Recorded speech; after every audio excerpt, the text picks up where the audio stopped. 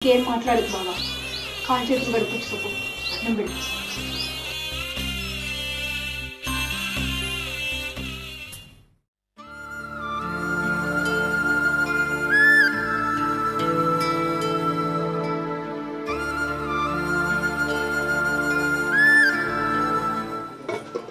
లక్ష్మి, ఏం చేస్తాను? బావకి అన్నం పెడదామని చూస్తున్నా. నీకెంత కష్టం వచ్చింది చెల్లి.